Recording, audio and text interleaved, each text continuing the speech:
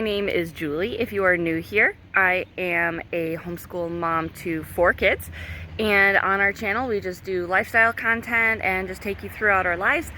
Today we're going to be working on the garden, and I am very excited for this year's garden. We have about, I'm trying to remember how big it is, maybe around 10 feet by 17 feet. I feel like we're always a little late trying to put our garden in, but we live in the Midwest and it is recommended that we not really put our garden in until around Memorial Day. So right now it is the Saturday before Memorial Day, and I wanted to put my garden in a few days ago, but of course it decided to like rain and thunderstorm and just be wet and gray and not pleasant. So I had to wait until able to let our garden dry out a little bit. Thankfully my husband rototilled this morning. When we bought our house 3 years ago, they had this rhubarb here, which was really nice. We didn't even know that that was there, so I'm really thankful for that. We also had a little bit of asparagus growing when we first bought our house, but that honestly, we honestly ended up just rototilling that in because it just wasn't producing enough to keep it going. I think one year I tried to add some more. I think you buy them in like sets of roots. We just tried to get that going, but you know, it takes multiple years to really get an asparagus bed growing. So we're just going to take you throughout our planting process. Might have some kids join in here and there. We'll see how it goes. Before I get started, I just wanted to make mention that I am in no way an expert on gardening. I am just a mom who loves having a garden as a hobby, and getting my kids involved and working toward being self-sufficient and being able to preserve a little bit. I have done canning in the past. I hope to this summer. Here's what I have to start me off today. I have a bunch of starter plants. I wanted to start starters of my own this year, but I do not have grow lights, unfortunately, so it's just not working out for me that way. But I have a lot of tomatoes and some peppers and got some cucumbers going on here, and some lettuce, and then I have some seed packets that we sow directly into the soil. So here we go. I also wanted to put a quick plug in there for those of you with fair skin to put on your sunscreen before you're sitting out in the sun doing your garden. Want to tell me what you're doing? I'm grabbing some rhubarb. You're grabbing rhubarb? Awesome. Can you tell me how you do that? You grab from the bottom. Okay. You pull, can you show me? Yeah. Everybody's mowing their lawns today.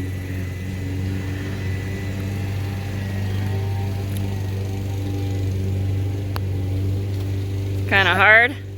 There it goes. Do you eat the leaves? No. No, get rid of those, right? Yeah, awesome. Getting a bunch here.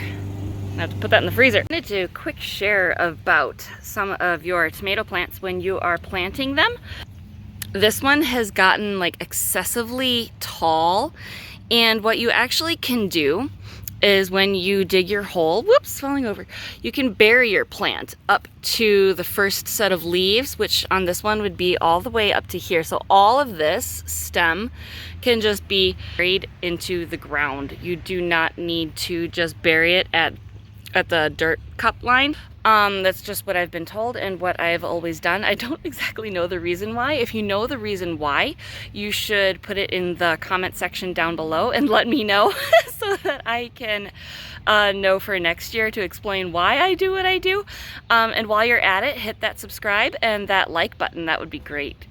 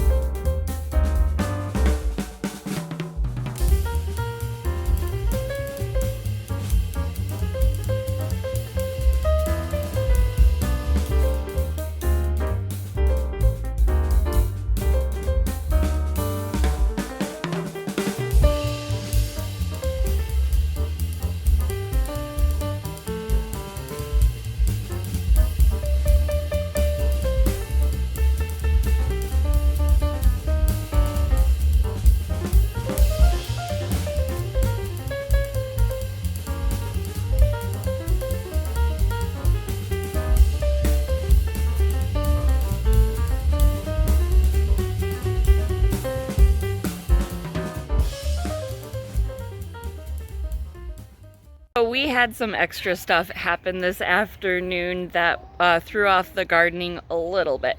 But so far we have 16 tomato plants in. There's like 12 right here and then another group of 4. In the back I've put Brussels sprouts and broccoli. I don't even see those way over there.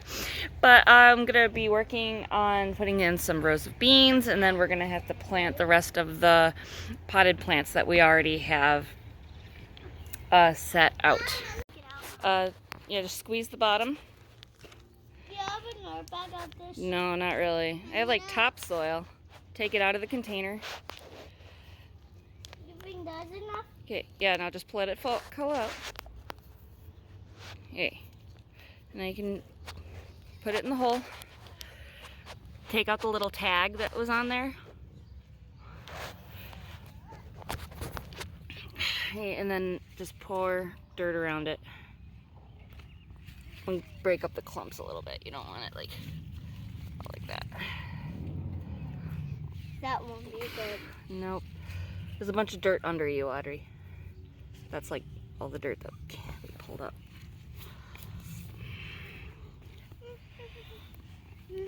I've got my kids putting up the tomato cages around all the tomatoes. And we've put in, let's see, sweet banana peppers and jalapeno peppers. And we've got green bell pepper and some lettuces. And we're going to plant some beans, and then Blake here is going to help me string up some cucumber makeshift trellises so that our cucumbers can grow up. Boys and worms. Okay, 2 inches apart. Can you space it out again the way it was?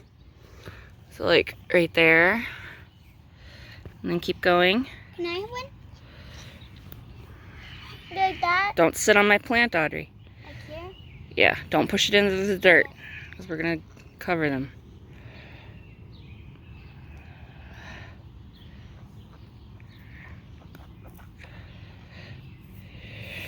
It has been quite the day. We're getting there. Show our garden. Our garden, yeah, we've been working on our garden.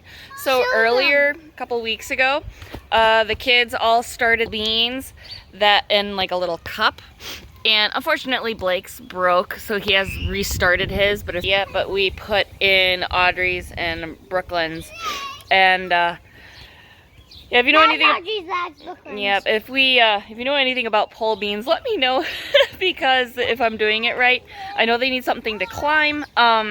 As they get bigger, we might string some sort of string across to help them grow up, but hopefully that'll give them a good start. And when Blake's seed is ready, we'll bring that out here and plant that as well. So now I'm going to start some cucumbers. I have some poles that I'm going to string some strings across to help them, because I know that they can grow, you can grow them up. We're gonna do the best we can with that. I have 3 choices of string to use. I have like jute twine, I have some sort of like garden twine, and I'm not exactly sure. So hopefully I pick the right one that's gonna be able to bear the weight of the cucumbers that I'm gonna be planting. After that, I think I have like maybe a pumpkin that I might be planting, but we're running out of space. So let's see. I feel a little silly after I had just said that I have 4 cucumber plants. I looked at the tags and realized that one of them is zucchini, and zucchini it doesn't grow like cucumbers. It doesn't grow out as far. It spreads some leaves, but it definitely doesn't need to grow up anything. So now I have to figure out where exactly I'm going to put that. But yeah, so we're gonna go ahead and get these in the ground somewhere. So I got my cucumber in here. Here are my regular cucumbers. They're called, what are they called? Heirloom Straight 8. And supposedly I'm gonna try to have them climb up these green strings. Behind them are my Brussels sprouts on the right and my broccoli on the left. And then this one is the Japanese cucumber. And then I decided to just throw my zucchini right here. It won't really take up that much room. I did zucchini years ago, and I was surprised at how little room it actually took. One thing that I am a little concerned about, look back there, he did my rototilling this morning. He's like, what's going on? So one thing that happened 2 years ago was we have squash bugs, which they like the squash variety of plants, which I guess are zucchini, and I'm also planning on doing pumpkin. So I'm gonna have to try to figure out some sort of way to try to combat those. I really would like to steer away from pesticides and stuff like that, but we'll see. I guess we'll do some research on that and maybe see what we end up using. So we're going to plant pumpkin. I tried starting, he's way up there. I tried starting my pumpkin in just like a little container. I started with 2 seeds, but only one of them took. So I'm probably gonna plant a couple more seeds in the ground with it. And if they take, that's great. And if not, I've at least got one. So I got my pumpkin planted. I forgot to say that it was, craziness going on. I forgot to mention that it's actually pie pumpkin. It's the smaller variety pumpkin, and I actually saved the seeds from the pumpkin that we had this last year. So here's the tour. Can I show? Just a second. So I have my tiny little pumpkin planted right there, and then over here's the zucchini. Behind it is the Japanese cucumber. Then we have our regular cucumbers, and just a second, I'm coming to that. And then we have the Brussels sprouts and broccoli, and then Audrey, you want to show them back here what we've got? Me and Brooklyn, we planted our own bean seeds. Bean seeds, yeah. So which one's yours? This one. That one's yours? Awesome. And then this is Brooklyn's. Yeah, and when Blake's is ready, we'll do his. Okay, don't step on my bean rows.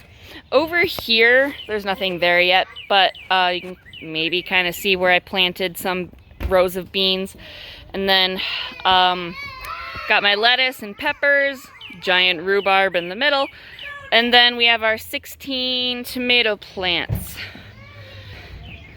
Want to share really quick. I also started a compost bin last year, and it's nothing fancy. It's just something that you can make out of a Rubbermaid tote. You might have spotted it in the background a couple times today. Really quick, so it's just a Rubbermaid tote that I got from Walmart, and I drilled some holes into the top and bottom and sides of it. I already had mine last year, and before my husband rototilled, I actually spread the compost that was ready over the dirt so that it could be tilled in. What I have inside here to start is I filled the bottom of it with dead leaves, and can actually throw dryer lint in there because it's mostly just cotton, and cotton is obviously a plant. And then you throw in your eggshells and any other kitchen scraps that you have. Obviously, you don't put anything like dairy or meat or fats or anything like that in there. You just have something like raw produce, and